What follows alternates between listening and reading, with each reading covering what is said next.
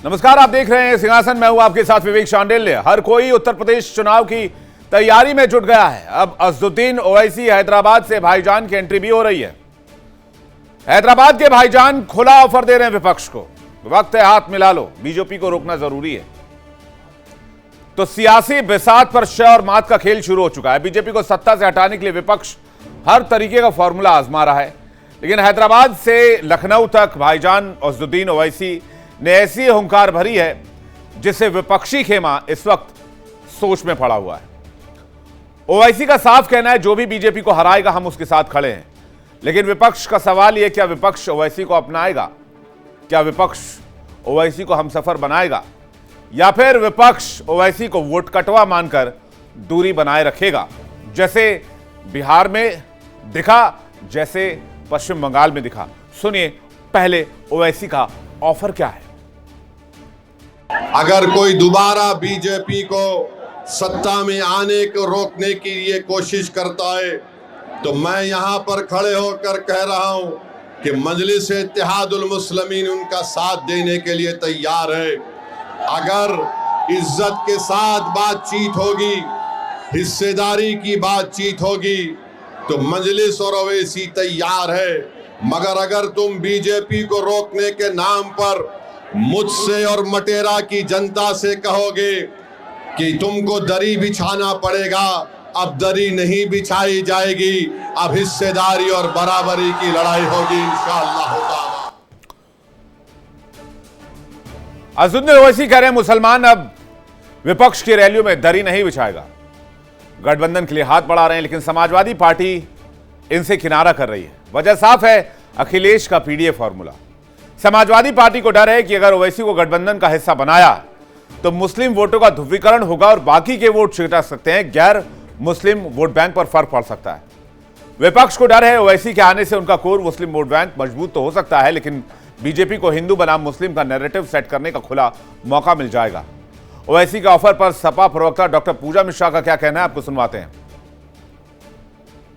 ओवैसी जी, आप भारत देश के सम्मानित नागरिक हैं, आप संवैधानिक पद पे हैं, आप सदन में हैं, आपका सम्मान है। पर अगर आप ये कह रहे हैं कि इंडिया ब्लॉक आपको लेना चाहता है तो सम्मान से नहीं लेना चाहता है, आप अपना रास्ता नापें। और अगर आपको बसपा के साथ में जाना है तो जाइए बसपा के साथ में। कल तक आप बसपा के साथ में जाना चाह रहे थे, आज अचानक से इंडिया ब्लॉक ले। मुबारक हो आपको, सही तरीके से कार्य करिए। और इंडिया ब्लॉक को पता है कि उसके मुद्दे क्या हैं। ओवैसी जी, आप देश के सम्मानित नागरिक हैं, आप संवैधानिक पद पे हैं, आप सदन में हैं। लेकिन विपक्ष ओवैसी को मौका नहीं देगा, क्योंकि विपक्ष ओवैसी को बीजेपी की बी टीम और वोट कटवा कहता है। इसका सबसे बड़ा उदाहरण पड़ोसी राज्य बिहार में देखने को मिला था, जहां ओवैसी की पार्टी ने सीमांचल में आरजेडी कांग्रेस गठबंधन का खेल बिगाड़ दिया था। यूपी के पिछले चुनाव में भले ही ओवैसी का कुछ खास प्रदर्शन ना रहा हो, लेकिन मिशन यूपी इस बार साइलेंट नहीं है। ओवैसी जानते हैं अगर वो अकेले लड़े तो भी कई सीटों पर विपक्ष का खेल बिगाड़ सकते हैं, इसलिए विपक्ष को खुला ऑफर दे रहे हैं। अब आपको बताते हैं यूपी में ओवैसी 2017 से लेकर कब किसके साथ गठबंधन में आए और नतीजे में क्या हालात बने हैं। 2017 का विधानसभा चुनाव ले लीजिए। एआईएमआईएम ने बिना किसी बड़े दल के साथ गठबंधन किए अकेले चुनाव लड़ा था। एमआईएम की पार्टी ने कुल 38 सीटों पर अपने उम्मीदवार उतारे थे, लेकिन एक भी सीट पर जीत नहीं मिली। पार्टी का खाता खुला नहीं, मात्र 0.2% वोट मिले।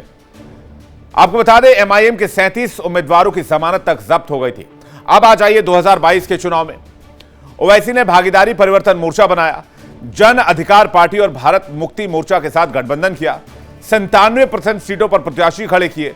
ओवैसी की पार्टी उत्तर प्रदेश में कोई सीट नहीं जीत पाई। पार्टी का वोट प्रतिशत जरूर बढ़ा, 0.43 से बढ़कर 0.46 हो गया। 99% उम्मीदवारों की जमानत जब्त हो गई। अब आ जाइए 2024 के लोकसभा चुनाव में। ओवैसी ने पल्लवी पटेल की पार्टी के साथ नया गठबंधन किया, पीडीएम मोर्चा बनाया, पिछड़ा दलित मुसलमान नाम दिया गया। यूपी की कई लोकसभा सीटों पर उम्मीदवार उतारे गए, लेकिन यूपी की 80 में से एक भी सीट पर कामयाबी नहीं मिले। विपक्ष जब तक इस उलझन को सुलझाएगा तब तक सीएम योगी आदित्यनाथ का रास्ता क्लियर हो जाएगा। योगी सरकार ने विपक्ष के माई फैक्टर और पीडीए फॉर्मूले को अपने लॉ एंड ऑर्डर और विकास के नैरेटिव से पहले ही बैकफुट पर धकेला हुआ है। ऐसे में बटा हुआ विपक्ष और ओवैसी की अलग राह सीधे तौर पर बीजेपी की राह को आसान बना रही है। अब चलिए पड़ोसी राज्य बिहार। चुनाव के बारे में बताते हैं कि विपक्ष ने अपनी टीम में ओवैसी को नहीं लिया तो कैसे बिहार में खेल बिगड़ गया। ओवैसी को लेकर वोट कटवा होने का आरोप लगा। कई सीटों पर मुकाबला त्रिकोणीय हो गया। मुस्लिम वोटों का डिवीजन हो गया। महागठबंधन का पारंपरिक समीकरण कमजोर पड़ गया। मुस्लिम युवाओं में राजनीतिक रुझान बदल गया। सीमांचल में एआईएमआईएम ने मजबूत पकड़ बना ली। आरजेडी और कांग्रेस से अहम वोट बैंक खसक गया। करीबी मुकाबलों में एनडीए को बढ़त मिल गई। माई समीकरण पर इसका सीधा असर पड़ गया। 2027 की जंग ओवैसी विपक्ष के लिए बड़ी चुनौती साबित होंगे या फिर बीजेपी को रोकने की आखिरी अपॉर्चुनिटी, यह विपक्ष को तय करना है। क्या अखिलेश यादव अपने रुख में नरमी लाएंगे या फिर यूपी का यह सियासी मुकाबला त्रिकोणीय होकर योगी आदित्यनाथ की राह को और आसान बनाएगा? सवाल बड़ा है और समाजवादी पार्टी ने साफ कह दिया है कांग्रेस को लेकर। समाजवादी पार्टी के ऊपर कांग्रेस की टिप्पणी भी आ गई है। दोनों के बीच सीटों के बंटवारे को लेकर अभी से तनातनी रसाकसी भी दिख रही है। कांग्रेस के कई कुछ नेताओं ने यह भी कह दिया है कि समाजवादी पार्टी के दर पर सीटों के लिए भीख नहीं मांगेंगे और 403 सीटों पर चुनाव लड़ेंगे। तो क्या होने वाला है 2027 में? बटा हुआ विपक्ष योगी का मुकाबला कैसे कर पाएगा? बातचीत करने के लिए मेहमानों का एक बड़ा पैनल हमारे साथ जुड़ रहा है। अश्विनी शाही, नेता बीजेपी, अशोक यादव, प्रवक्ता समाजवादी पार्टी, नफीस अंसारी, एआईएमआईएम समर्थक, डॉक्टर सुनील कौशिक, वरिष्ठ पत्रकार, शेखर कुमार, राजनीतिक विश्लेषक। आप सभी मेहमानों का बहुत बहुत स्वागत है। नफीस अंसारी से मेरा पहला सवाल, एआईएमआईएम के समर्थक हैं। नफीस, क्या ऑफर है आपका विपक्ष को? आप क्या कहना चाहते हैं विपक्ष से? ये सर, इस बात यह है कि उत्तर प्रदेश में बहुत संख्यक समाज डिसाइड करता है कौन से पार्टी की सरकार। अखिलेश यादव, कांग्रेस या जितने विपक्षी नेता है, ये लोग मुस्लिम वोट पर ज्यादा फोकस करते हैं और ये हमारी समझ से परे है। अगर उत्तर प्रदेश का 19% मुसलमान एक वोट करे तो 60 से 100 विधानसभा की सीटें जीत सकती है, पर वो सरकार नहीं बना सकती। सरकार ब्राह्मण जिसका साथ देगा, प्रकाश जिसका साथ देगा, दलित जिसका साथ देगा, ये जाटव जिसका साथ देगा, उसकी सरकार बनेगी। उत्तर प्रदेश में कांग्रेस और समाजवादी पार्टी ये अच्छे से जानती है कि अपर कास्ट और लोअर कास्ट के साथ है कि नहीं मालूम, लेकिन मुस्लिम समाज साथ रहेगा तो 60-70 सीटें जीत जाएंगे। तो भैया ऐसी राजनीति आपको मुबारक हो। 2017 में हमने देखा मुसलमानों ने करफा यूपी में समाजवादी पार्टी को वोट दिया, क्या हुआ? बीजेपी जीत गई। उसके बाद 2022 का इलेक्शन, 2024 का इलेक्शन, तो उत्तर प्रदेश का मुस्लिम ये समझ गया है कि समाजवादी पार्टी बीजेपी को नहीं रोक सकती। अगर समाजवादी पार्टी को विपक्ष में ही बैठना है और विपक्ष की वो लड़ाई लड़ते हैं तो फिर उससे बेहतर एमआईएम है। यूपी के मुसलमान क्यों समाजवादी पार्टी को वोट देंगे? ये बात यूपी के मुसलमानों को समझ में आ रहा है। अब अखिलेश यादव और उनके नेता एक तरफ कहते हैं एमआईएम पीटी में एमआईएम वोट काट। अगर हमारे पास इतना पोटेंशियल है कि हम वोट काटकर बीजेपी को जिताते हैं और समाजवादी पार्टी को हराते हैं, तो हमसे अलायंस क्यों नहीं कर लेते भाई? अलायंस आप इसलिए नहीं करते क्योंकि फिर आपको हिस्सेदारी देना पड़ेगा। हमें ये बात अच्छे से मालूम है कि मुस्लिम समाज के साथ जो भी गलत काम हो रहा है उनके लीडरशिप नहीं, आपके लीडर बैरिस्टर साहब कह रहे हैं कि नहीं, आपके लीडर बैरिस्टर साहब कह रहे हैं कि मुसलमान दरी नहीं बिछाएगा। सही बात है। इसका क्या मतलब है? नहीं, आप कह रहे हैं मुसलमानों का अपमान हो रहा है। कौन कर रहा है? कौन मुसलमानों से दरी बिछवा रहा है? जो भी नेता समाजवादी पार्टी से जीतता है जो मुसलमान है, उसका मुंह में ताला लगा हुआ रहता है। बुलडोजर पर ये लोग खामोश, लिंचिंग पर ये लोग खामोश। अरे यूएपीए बिल और कई सारे बिल पर तो बीजेपी का समर्थन किया समाजवादी पार्टी ने। उनके पास आजादी नहीं है कि वो कुछ बोल सके, इसका मतलब दरी बिछा रहा है। और एमआईएम ये बात नहीं करती। एमआईएम कहती है जो संविधान के हित में होगा वो आपको बोलना पड़ेगा। उत्तर प्रदेश का मुसलमान ये समझ चुका है कि बीजेपी को रोकना समाजवादी पार्टी के बस में नहीं है। अगर समाजवादी पार्टी के पास ब्राह्मण, यादव, जाटव, दलित का वोट नहीं है तो मुसलमान क्यों वोट करेगा समाजवादी पार्टी को? समाजवादी पार्टी को उन वोटों पर मेहनत करनी चाहिए तो इनको मुस्लिम वोट की परवाह पड़ी हुई है। हमारा मिशन है कि एमआईएम की लीडरशिप बने तो बुलडोजर और लिंचिंग अपने आप खत्म हो जाएगा, क्योंकि जिसकी लीडरशिप नहीं होती उस पर ही जुल्म होता है। और ये बात हम यूपी के मुसलमानों को समझाएंगे और इंशाल्लाह वो इस बात को समझेंगे। अशोक जी हमारे साथ जुड़ गए हैं। अशोक यादव जी, प्रवक्ता समाजवादी पार्टी, आपको आवाज आ रही है? अशोक जी, बहुत स्वागत है आपका। सवाल है भाई, बैरिस्टर साहब की तरफ से आपको ऑफर आया है। हालांकि कांग्रेस कह रही है कि हम, ये अलग विषय, अभी ताजा बयान है, शायद आपके पास ये ब्रेकिंग न्यूज ना पहुंची हो, मैं बता देता हूं आपको।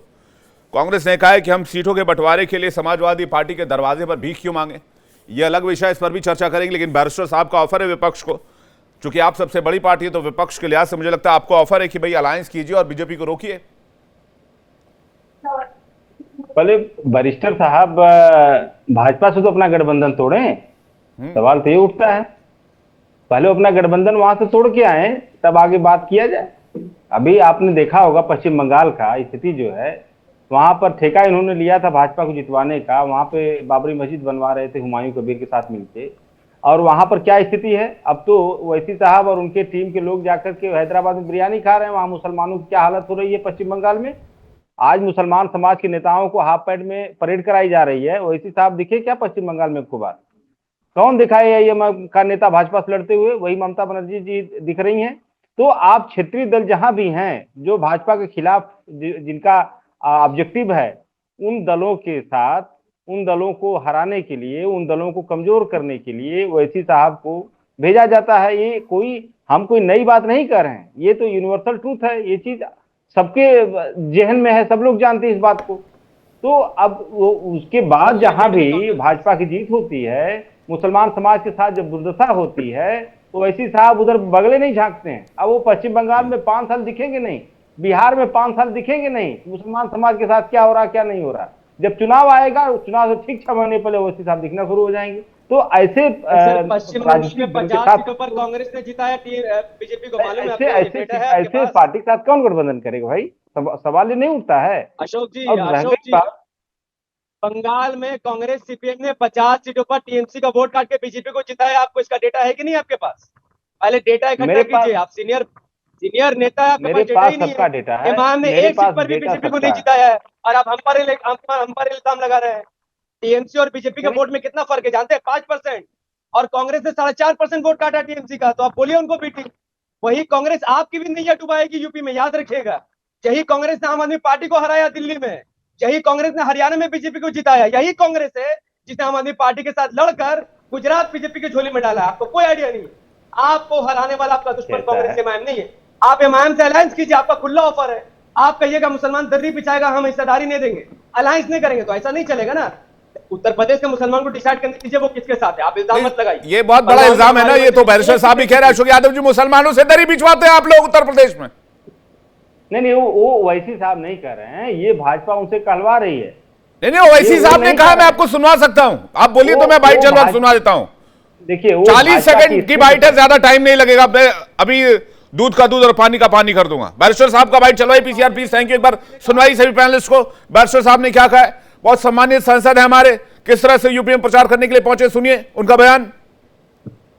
अगर कोई दोबारा बीजेपी को सत्ता में आने को रोकने की ये कोशिश करता है, तो मैं यहां पर खड़े होकर कह रहा हूं कि मजलिस इत्तेहादुल मुस्लिमीन उनका साथ देने के लिए तैयार है। अगर इज्जत के साथ बातचीत होगी, हिस्सेदारी की बातचीत होगी, तो मजलिस और ओवैसी तैयार है। मगर अगर तुम बीजेपी को रोकने के नाम पर मुझसे और मटेरा की जनता से कहोगे कि तुमको दरी बिछाना पड़ेगा, अब दरी नहीं बिछाई जाएगी, अब हिस्सेदारी और बराबरी की लड़ाई होगी इंशाअल्लाह ताला।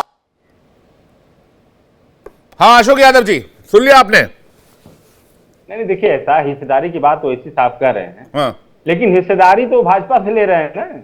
वो हिस्सेदारी जो है, सत्ता की जो हिस्सेदारी होती है, वो बैकडोर से भाजपा से ले रहे हैं और उसी हिस्सेदारी को मोदी जी ने कहा था कि विपक्षी दलों हमारे मित्र खेल रहे हैं। मदद करते, इस पर क्या बोलेंगे आप?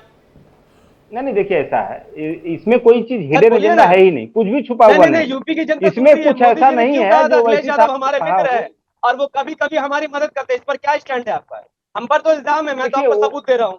2026 में बताइए मोदी जी ने पार्लियामेंट में कहा था। मोदी जी और भाजपा के लोग होम्योपैथिक ट्रीटमेंट करते हैं। होम्योपैथिक ट्रीटमेंट जानते हैं ना, वो जड़ से इलाज करने की कोशिश करते हैं। वो जानते हैं, हम कहेंगे तो समाजवादी पार्टी से एक खास वर्ग के लोग अखिलेश यादव तो ही करके मुस्कुरा रहे थे सर, उन्होंने इसका खंडन नहीं किया। नहीं, आपने कहा कि भाजपा ओवैसी से बुलवा रही है। मोदी जी अपना, अब आपका चेहरा उतर रहा है सर। मोदी जी ने सबके सामने कहा अखिलेश यादव हमारे मित्र है। ऐसा है विवेक जी बारी बारी से मामला उड़ा दिया। अब आप ये बताइए कि इस पर आपका क्या स्टैंड है? आप सिर्फ इल्जाम लगा रहे हैं और मैं तथ्य के बुनियाद पर बात कर रहा हूँ। एंकर महोदय आप सुन रहे हैं, मैं तथ्य की बात करूँ, ये सिर्फ इल्जाम लगा रहे हैं। इनके पास विवेक जी देखिए ऐसा है, मैं बीच में नहीं बोलता हूँ इस तरह से। मैं मतलब मुर्गे की लड़ाई नहीं लड़ता हूँ, बीच में नहीं बोलता हूँ। इनका टाइम आए, इनको पूरा टाइम दीजिए आप।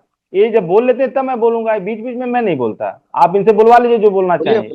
ये जो है ना, इस तरह का तरीका मुझे नहीं पसंद है।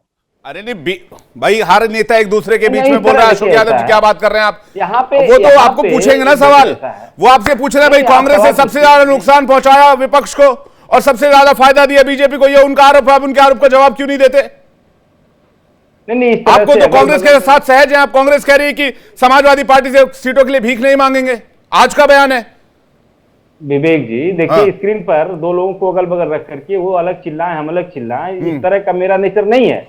आप उनको जितना समय देना, आप 10 मिनट 15 मिनट दे दीजिए, मैं उनके बीच में नहीं नहीं, बोलूंगा। देखिए आप वो मुझे समय दीजिए। मैं अशोक यादव जी उसमें नहीं जा रहा। मैं देखिए लाइक नहीं करता हूं, वो इस तरह का डिबेट में नहीं लेकर। नहीं, आप ठीक है वैसा डिबेट नहीं लेते, मैं आपकी बात मानता हूं, लेकिन वो अपना पॉइंट, वैलिड पॉइंट तो रखेंगे। तो या अपना आप काम ऐसा रखिए, थोड़ी कि आप अकेले कथा करते रहेंगे, बाकी सब चुप रहेंगे, कोई आपको हर कोई सुनता रहेगा। नहीं तब ठीक है, भाई फिर उनको क्यों आपत्ति है तो बुलाते आपको हैं? टोकेंगे, सीधी सी बात। यही तो डिबेट होता है। और डिबेट क्या होता है? या कॉलर पकड़ा पकड़ी थोड़ी ऐसा चल है। रहा है मामला। मैं इस तरह से नहीं करता हूं विवेक जी, फिर मुझे ठीक मत है, वो बुलाया मैं आपका करिए, सम्मान sorry। करता हूं, आपका स्टैंड होगा, आप ऐसा नहीं करते हैं। मैं देखिए इंडिया डेली 24/7 अब आपके स्मार्ट टीवी पर। इंडिया डेली मौजूद है सभी डिजिटल प्लेटफॉर्म पर लाइव और लगातार। इंडिया डेली 24/7 हर दिन राष्ट्र को समर्पित।